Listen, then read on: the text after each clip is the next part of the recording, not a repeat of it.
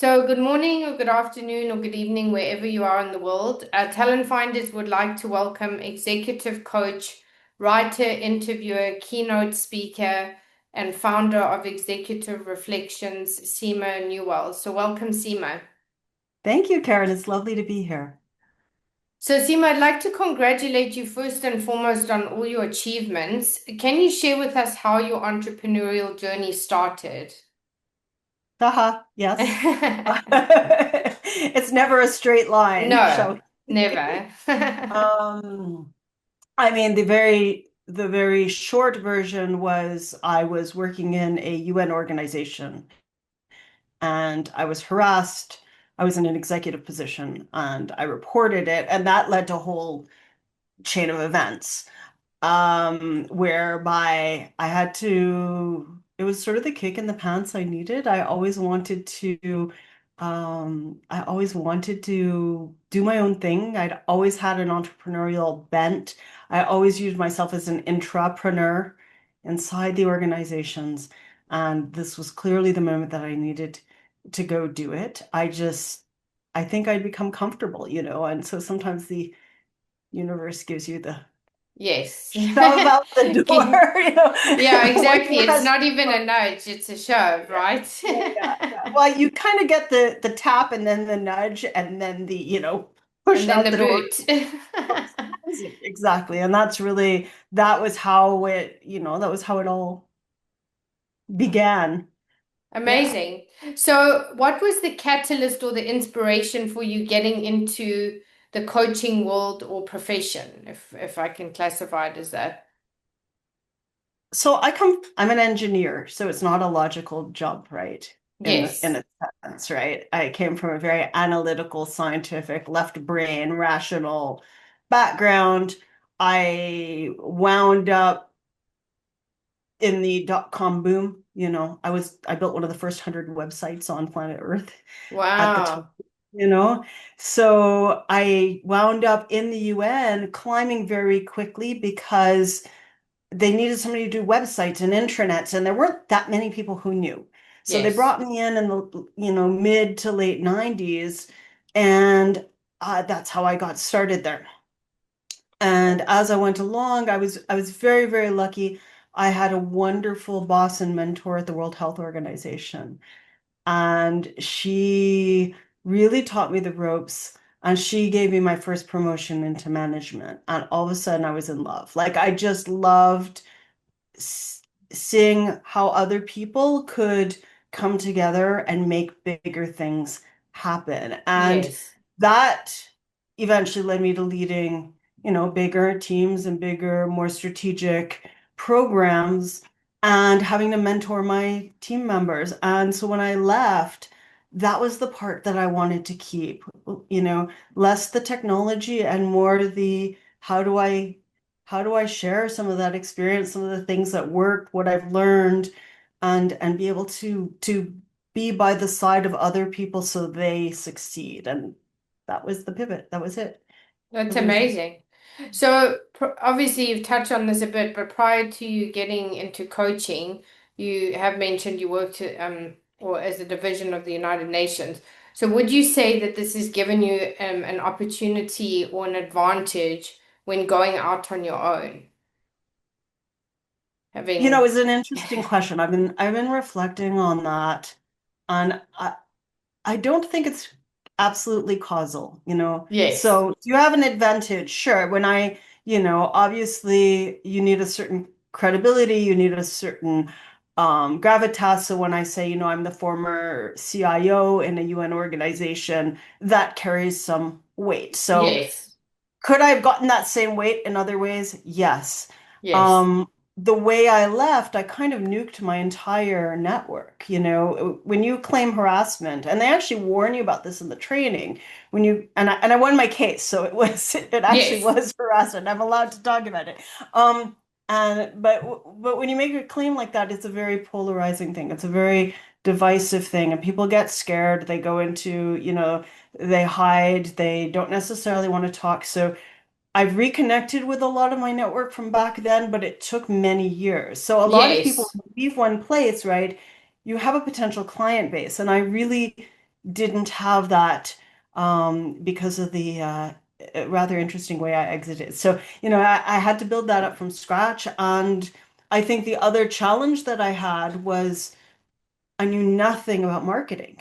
I knew Mm, nothing about the kind of work that you do, Karen. I mean, I guess PR at a big international level, um, and how you manage the message of an organization, yes. In terms of personal brand, not at all. So that's been a big learning curve and an exciting one, and just yes. it's fun, right? So yeah. Amazing. So, what would you say have been some of your biggest lessons within your careers? And you probably had multiple, but is there one in particular that stands out for you? It's, It's probably a I mean, loaded question, but yeah, it's kind of I think really, okay, the biggest takeaway that I have, and it's from putting together a lot of dots along the way, is, when I went through what I went through, I had a lot of questions. I was Mm, like, because of what you asked, right? Like, did the UN give you an advantage? You think the UN, it's a big, wonderful place, and I've got this really senior person who is harassing me. And actually got promoted while under investigation, got wow. promoted to work directly under Guterres while she was under investigation, right? So I leave, and like I said, I was a logical person. I'm like, well, did I miss something? Did I miss a memo in all of this leadership training that says this is actually higher performing? That behaving this way and controlling and being very micromanaging and on top of people and all. And it turns out, Karen, not at all. I did so much research and so much reading, Mm, so many papers, and top performing leadership is the opposite. mm, So what I learned, and I think that lesson is really that there is a continuum of leadership performance, and at one end you have compassionate, high empathy, low ego, systems orientation, and results orientation without compromising that human side. And at yes. the other end, you have, yeah, abusive Machiavellian, narcissistic type behaviors that, Yes. they aren't okay anywhere, Gaslighting, but everything. they don't help your business. No. Like the research is very, very clear that business results lower. And I think walking away with that, that's probably been the biggest lesson, because then I really can, in integrity, support, in my case, women leaders towards having healthy leadership habits, knowing that if they're not in that kind of environment, they're not in a healthy environment and they're not in a high performing environment, Yeah, right? So that's exactly. been, I think of all of them, that's probably one that just, it was a big aha for me. And it was, paper after paper and book after book all said the same thing. I'm going, Mm. ah, Yeah, then at least you also know you can breathe because I think sometimes you also think, oh my God, like I'm standing alone in the situation or right? am I going Yeah. mad? And I mean, that's really what narcissistic people do and situations are Yeah. created. So Yeah. 100%. So your core focus is coaching women leaders and executives worldwide. In such a competitive industry, what would you say in the world of coaching makes your style of coaching different? And can you give us any examples? So my husband challenged me and said, Sima, you need to make an ebook. Here is a set of answers that ChatGPT has given me on, leadership topics. And when I read through them, they were all masculine. Oh, wow. And and very subtle things like, women deal with the mental load. Women are told to smile more. Yes. What, right? So there are a lot of subtle differences in how women leaders show up and how they're perceived. So if a woman is very direct, she comes across as aggressive. If a man is very direct, he comes across as assertive, right? Mm, And mm. leading. And so there are a lot of subtle shifts and techniques that I teach so that women can communicate in a way that is effective for us, with the ultimate intention of everybody should thrive. Like it's not because I'm on a feminist, necessarily a feminist bent to just support women. I just feel there's Yeah, but there a is a there, need and because I know how to help it. I know how yeah, to. but also I think it's great because I think, even myself, speaking from my own experience, I do think that there's a lot of women, like men tend to be more direct in what they ask for, and they tend to, in most cases, not every case, get what they ask for. Whereas I do think in some instances, like even if you're talking about women pitching for funding and things, very often we're not direct, or there's, like a scarcity or nervousness to just be direct. Yeah. So I do think that there is a definite need for women to shift. So I think what you're doing is amazing. So I wanted to talk about leadership or the lack of leadership from both a business, entrepreneurial, and global perspective. So what do you believe needs to change that narrative? Probably a very broad question, but Um, I've said this for a long time, and I think people now will understand really what I mean. I've said for a long time that everything that can be automated will, mm, right? And with AI, that is on a massive acceleration, right? mm, mm, mm, What's left? It's the human connection, it's the mm, empathy, it's the co-creation, it's what makes us uniquely us.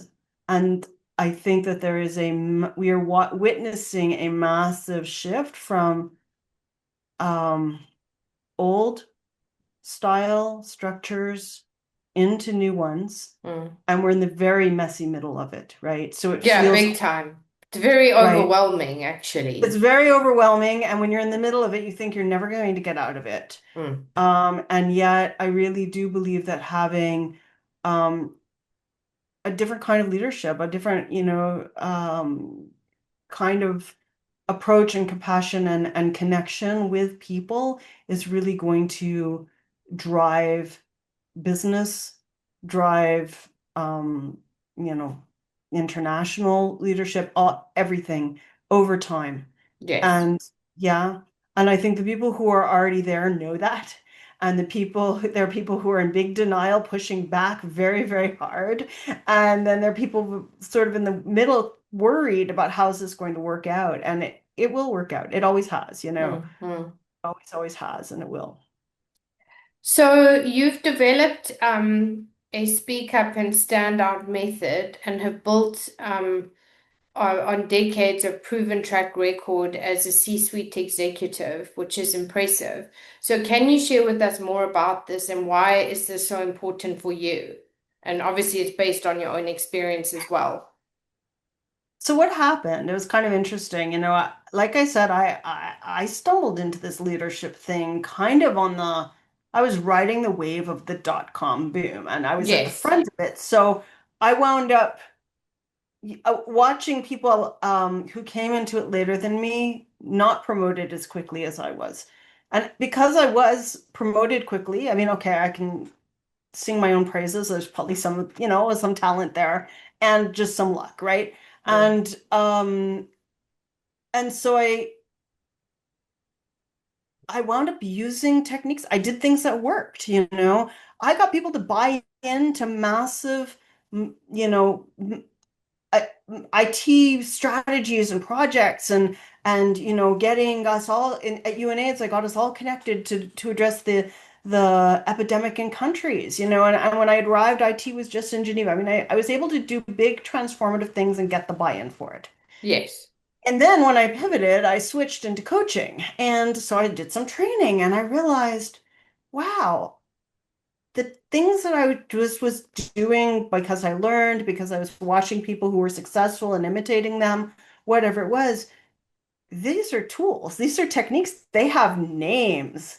I can Mm, teach them, you mm, know. mm. Yes. And I learned that a lot of these techniques, have been taught to, say, top performing salespeople in real estate, or they're used by coaches to connect better with our coaching clients and to make people feel comfortable and ready to open up. Well, that's what you need in a conversation, right? That's what you Yes. need in a boardroom. So the things that I had been doing kind of naturally, then I had labels, I had names. I'm going, I can teach this. So that's what I did. I put together a program that takes, the six most important pillars of that.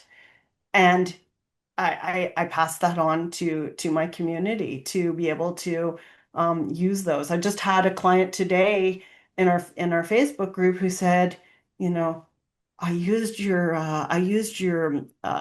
conflict management technique at home. I've been having problems in the family, and I, and I did this and Wow. this, and it worked. And wow. And so it's not just, it's not like you stop how you communicate at the office and you're a different person when you go home. It has a ripple on effect in families and elsewhere. So it's quite motivating to do that. But that's how I put it together. I really just took what was the essence, and I didn't want it to be too long. I was like, what can you do in 8 weeks? What skills Mm. can I impart in 8 weeks that will change people's lives and their careers and give them confidence, teach them about manipulative people and have a package that does that. And so that's really where the Speak Up Stand Out method came to be. That's amazing. So with that, what would you say some of your biggest career highlights have been? And again, you've probably had multiple, but what really stands out for you? Wow, I would say there were 3 points. One was when I first started and I was working in .com and I was doing my master's and I was doing research in 1993 on AI agents. That was my thesis. Wow, amazing. Right? And now it's obviously far more advanced and popular, but that was what I was working on. And I got a paper accepted, Wow, that I amazing. had written, that I was the author of, that was in a peer-reviewed journal. And I went, oh wow, I think it gave me confidence. Like I have credibility of my own, you know. Mm, mm. And then moving to Switzerland from Canada, big, well, you Yeah, I you mean, know big move. and a big And also a change, culture shift too, right? culture shift. I'm working in the UN and, having being a diplomat and, having an understanding of how to operate in multicultural environments, making hard things happen, growing a team. And then the third one is this pivot into running my own business and helping doing like having my financial reward being a measure of how much I've helped people, Yeah, which you is know, just incredible. right? That's Yeah. like cool. And And and also being when you able actually see the tangible results of what they're achieving, you know that like your work and your time and exactly. your passion is really working. Exactly. So I think it's really been those three stages, sort of the before I left Canada and then being in the UN, career wise, then obviously the other side's motherhood and that was a big life change and a beautiful one as well. So yeah. So you also have a strong focus on a healthy work relationship and setting boundaries. So why do you believe this is so important? And can you share with us more about the significance of the boundaries or of having boundaries?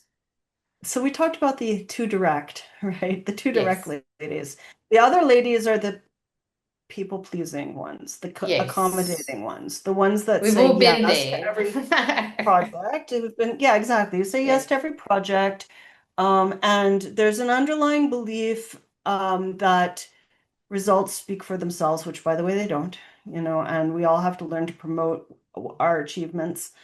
Um, and the challenge there is watching other people get promoted when you're doing all the work and you and your team, right? If you're a leader, and not having the visibility for that. Mm. And so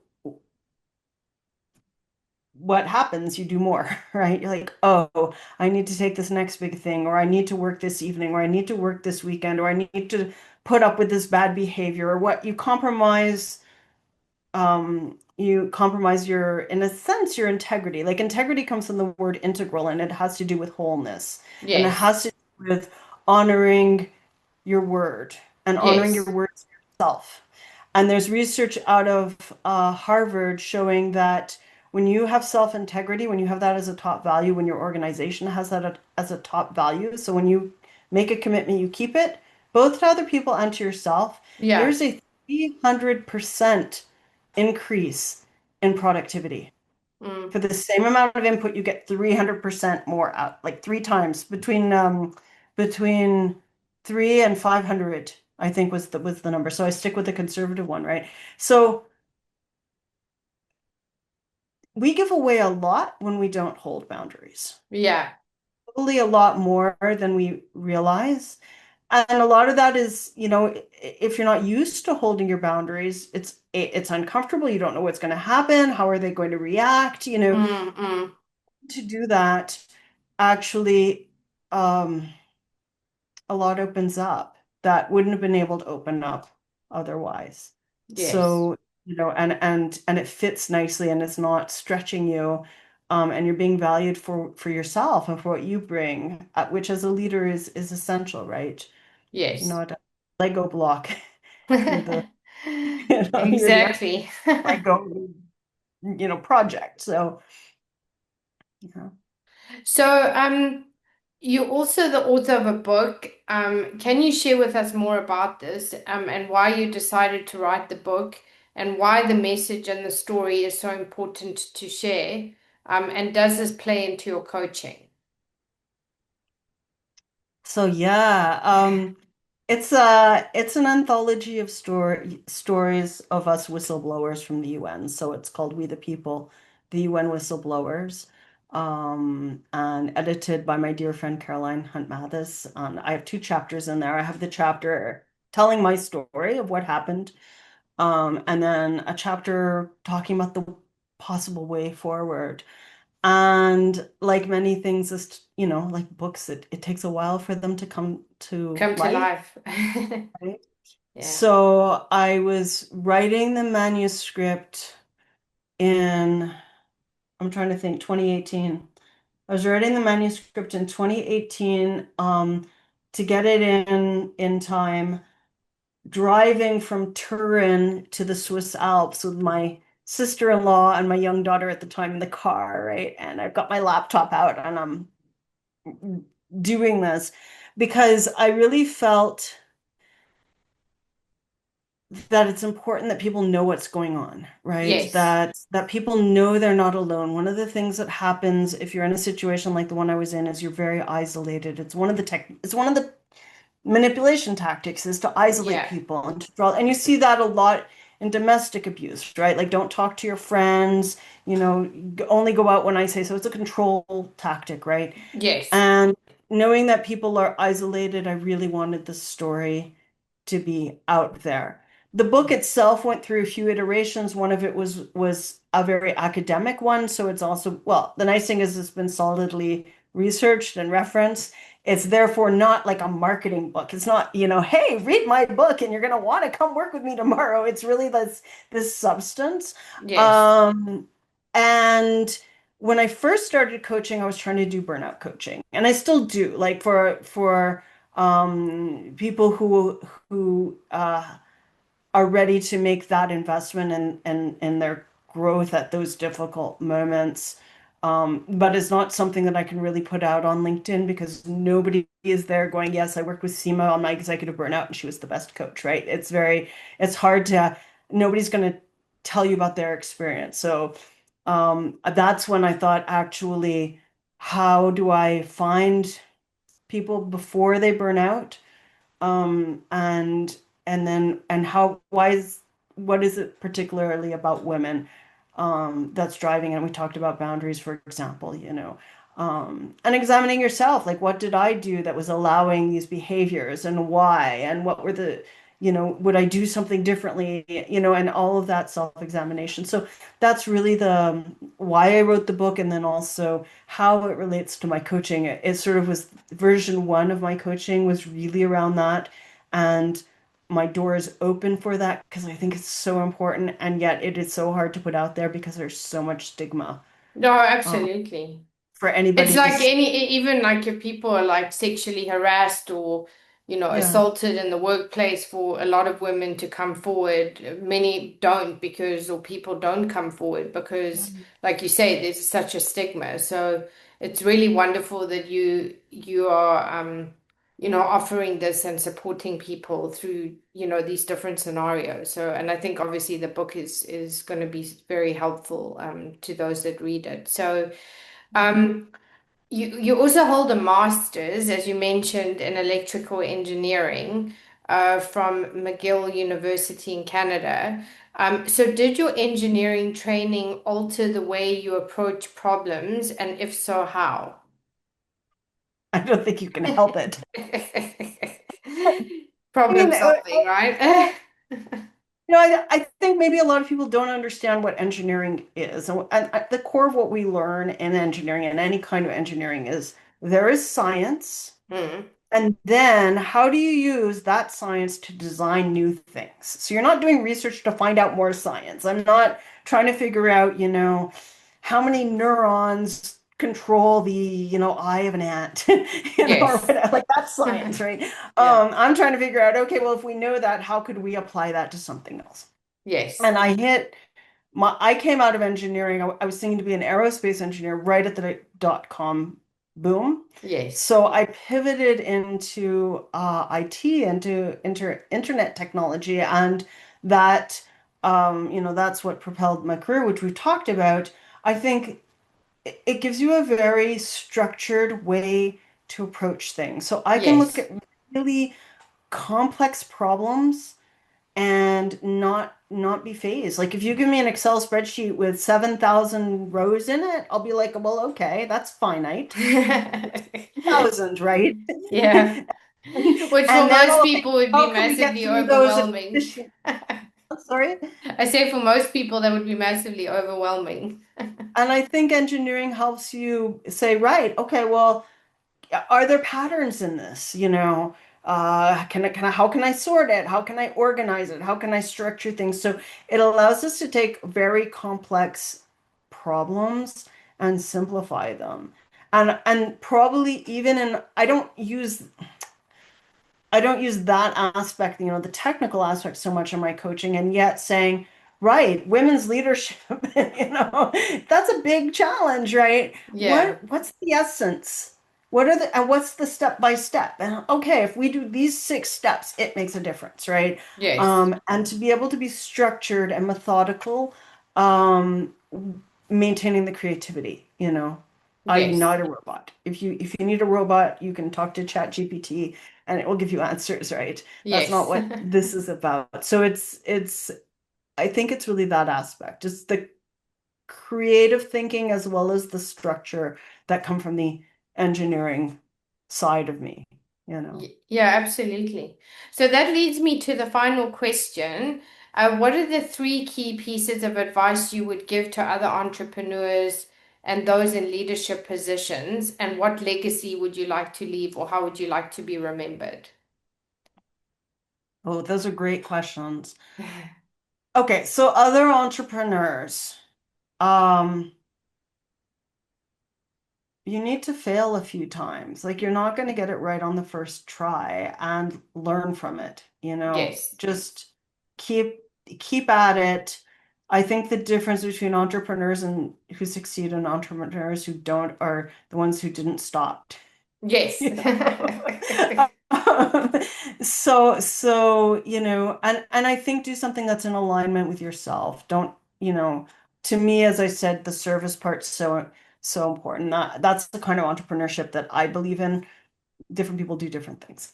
Yes. For leaders, knowing that, high compassion, low ego, high empathy leadership is the top performing leadership for organizations by any dozens of researchers, different business metrics, they all say the same story. Yes. So to get out of our own ways and stop trying to micromanage and control. It's really about co-creation, you know. Yes.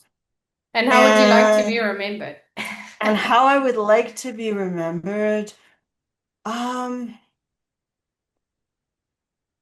think as someone who's given, who's done, who's contributed, who's made a difference for other people, like in a genuine way, um, and that in a meaningful and connected way.